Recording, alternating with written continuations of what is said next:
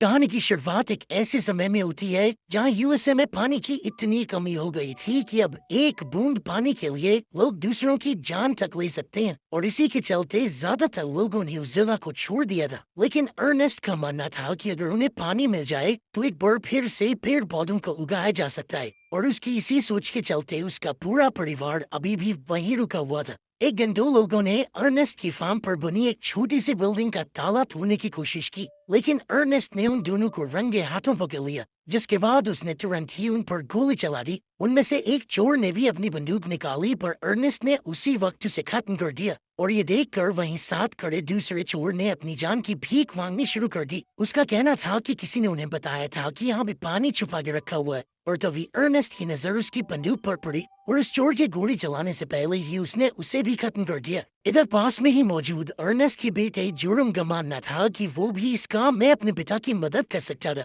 इसके बाद अर्नेस्ट ने उस दरवाजे को खोला जिसके पीछे एक पंप मौजूद था, और बदकिस्मती से उन्हें वहां पर पानी नहीं मिला, जिससे निराश होकर उन्होंने अपना सफर फिर से शुरू कर दिया। वहां से निकल कर वो लोग वाटरमैन से मिले, जो कुछ लोगों का ग्रुप था जो शहर के सभी लोगों को पानी बेचते थे, जिसे सरकार ने कई गहरे कुओं से निकाला था। वहां पहुंचकर अर्नेस्ट ने उन्हें कुछ सामान दिया, जिसके बदले में उन लोगों ने उसे थोड़ा सा पानी दिया। अर्नेस्ट अब काफी समय से इन लोगों को उसके फार्म तक पानी पहुंचाने के लिए मनाने की कोशिश कर रहा था, पर हर बार ये लोग उससे बहुत ज्यादा पैसे मांगते थे। रास्ते में वापस जाते वक्त अचानक से उनका खच्चर नीचे गिर गया, जिस वजह से उसे काफी चोट आई, और उसके दर्द को खत्म करने के लिए अर्नेस्ट खूब मजबूरन उसे गोली मारनी पड़ी। और इधर जोरम को भी इस चीज का बहुत दुख था। वापस घर पहुंचने पर अर्नेस्ट की बेटी मैरी ने उन्हें खाना दिया, जिसके बाद वो मिट्टी से बर्तन धोने लग गई, और इधर अर्नेस्ट रेडियो सुनने में और जोरम ड्राइंग करने में लग गया। वो लोग अक्सर अपना सारा दिन ऐसे ही बताते थे,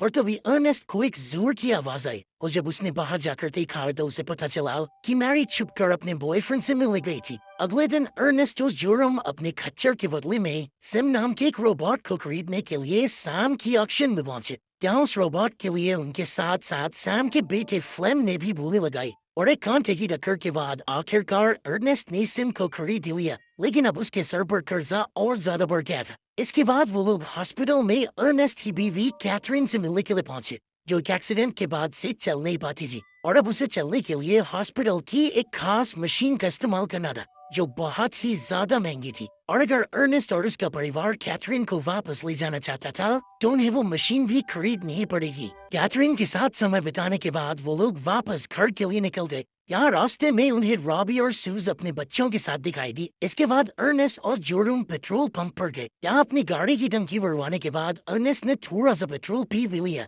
जिसके बाद वो रॉबी और सूज को पानी देने के लिए वापस उनके पास गया। यहाँ उन्होंने बताया कि वो अपने बच्चों को किसी और को देने की सोच रहे थे, क्योंकि वो उनकी जरूरतें पूरी नहीं कर सकते, और अर्नेस्ट ने उन्हें ऐसा ना करने को कहा। थोड़ी देर बाद उनके फार्म पर फ्लेम आया, जो असल में मैरी का बॉयफ्रेंड भी था, और वो आज अर्नेस्ट से सिम को उधार लेने आया था, जिसके लिए वो पैसे देने को भी तैयार था। पर अर्नेस्ट को उसकी जुबान पर भरोसा नहीं था, और इसी बात से गुस्सा होकर फ्लेम वहां से चला गया, और उसने जाते वक्त अर्नेस्ट को धमकी भी दी। उधर अगली बार जब अर्नेस्ट उस वाटरमैन से मिला तो सिम की वजह से उनके बीच में अच्छी बातचीत शुरू हो गई, जिसके बाद वो लोग उसके फार्म तक पानी पहुंचाने के बारे में भी सोच रहे थे, और इसीलिए अर्नेस्ट ने अपने फार्म पर एक कुआं खोदना भी शुरू कर दिया ताकि वाटरमैन उसकी जांच कर सके। वापस घर जाते वक्त उनकी नजर फ्लेम पर पड़ी, जो काफी तेज रफ्तार से जा रहा था। घर आकर अर्नेस्ट ने देखा कि उनका रोबोट सिम तो गायब हो चुका था, और अर्नेस्ट को शक था कि इसके पीछे फ्लेम का ही हाथ है, और इसीलिए वो तुरंत उसके पिता सैम से मिलने पहुंच गया। इन्होंने उसे बताया कि फ्लेम तो सुबह से पहाड़ों में घूमने गए हुए।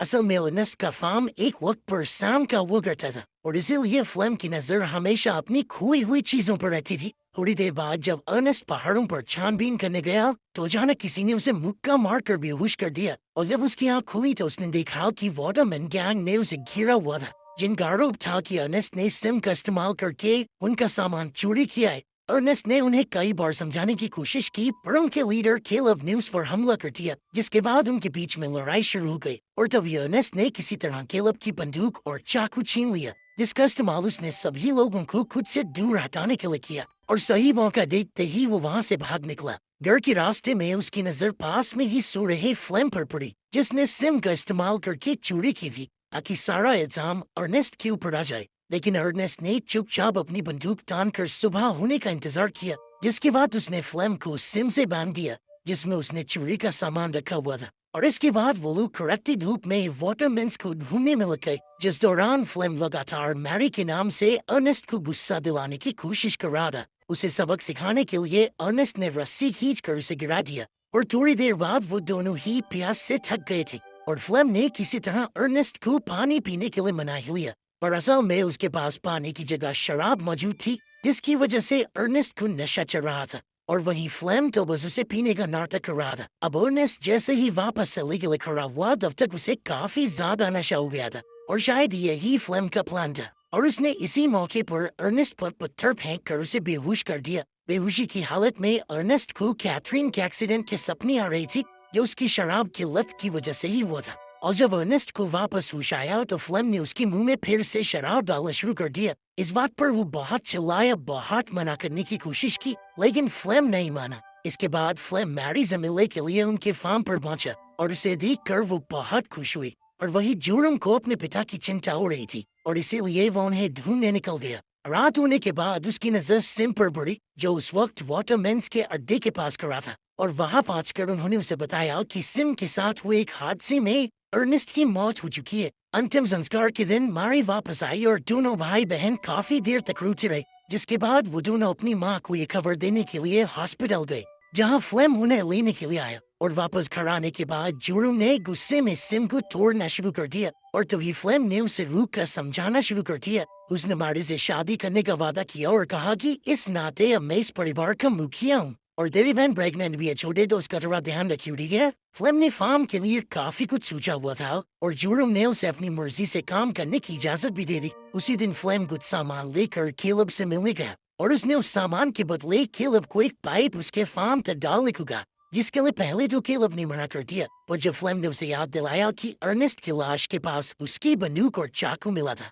तो डर के मारे केलब इस बात के लिए तैयार हो गया। कुछ दिनों बाद फार्म में अब एक नया हैंड पंप लग गया था और अब फ्लेम ने फसल उगाने के लिए दिन रात मेहनत करना शुरू कर दिया और कुछ हफ्तों बाद जमीन में एक पत्ते को देखकर जोरम हैरान हो गया और देखते ही देखते पूरे फार्म में फसल उगने लग गई। और इसी खुशी को मनाने के लिए मारी और फ्लेम ने शादी करने का फैसला किया, जिसमें उन्होंने एक दूसरे के नाम का पहला अक्षर अपने अपने हाथ पर बनाया। पार्टी के दौरान फ्लेम शराब पीते हुए अर्नेस्ट की मौत के बारे में सोच रहा था। कुछ दिनों बाद सैम दो आदमियों के साथ फ्लेम से मिलने के लिए आया। असल में अर्नेस्ट ने काफी कर्जा ले रखा था और वो चाहते थे कि फ्लेम उसकी भरपाई करे, पर फ्लेम ने अपनी बाइक की मदद से उन्हें भगाने की कोशिश की और तभी सैम ने घोड़े से नीचे उतरकर उसे समझाया कि अर्नेस्ट के सिवाय किसी के पास भी जमीन नहीं थी और अब फार्म पर फसल उगने की वजह से बैंक वाले बड़ी आसानी से उसे बेच सकते थे और अगर फ्लेम ये सब गंवाना नहीं चाहता तो उसे पैसे भरने ही पड़ेंगे। उसी रात फ्लेम ने सिम के साथ रॉबी और उसके बच्चे को भी ट्रक में ये कहकर बिठाया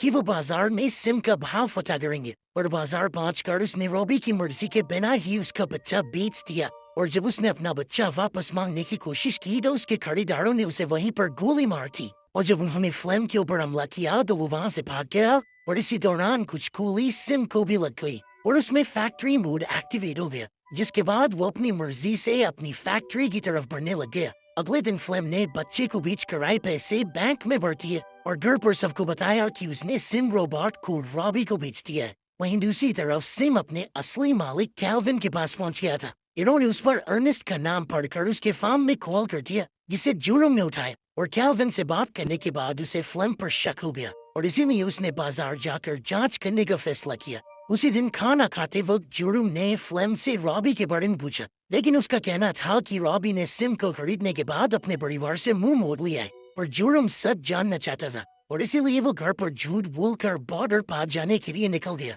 और बॉर्डर पर नाबालिग होने की वजह से उसे रोक लिया गया और तभी उसकी मुलाकात एना से हुई जो उसे पैसों के बदले में बॉर्डर पार करवा सकती थी, जिसके लिए जोरम तुरंत तैयार हो गया और इसके बाद एना ने उसे एक मुर्गियों से भरे ट्रक में बैठा दिया और कुछ ही घंटों बाद वो ट्रक शहर में आ गया, जिसे जोरम पहली बार देख रहा था। ट्रक से उतरने के बाद वो एक बार फिर एना से मिला जो उसे फैक्ट्री तक ले आई थी, पर एना ने उससे काम के लिए सिर्फ आधे पैसे लिए। इसके बाद जोरम जाकर कैल्विन से मिला, जिसने उसे सिम के सारे फंक्शंस के बारे में बताया और साथ ही उसने बताया कि असल में सिम की आंखों में कैमरा लगा हुआ है जो कि हर समय सब कुछ रिकॉर्ड करता है और उसकी रिकॉर्डिंग को चलाकर कैल्विन ने जुर्म को अकेला छोड़ दिया और अपने पिता को एक बार दोबारा देखकर जुर्म काफी हैरान था और तभी उसने देखा कि उसके पिता का असली हत्यारा फ्लेम ही था और ये देखकर वो जोर जोर से रोने लगे। उसी शाम कई सालों बाद पहली बार फार्म के ऊपर बारिश भी हुई और इधर वापस आने के बाद जुर्म ने फ्लेम के साथ बिल्कुल पहले की तरह ही बर्ताव किया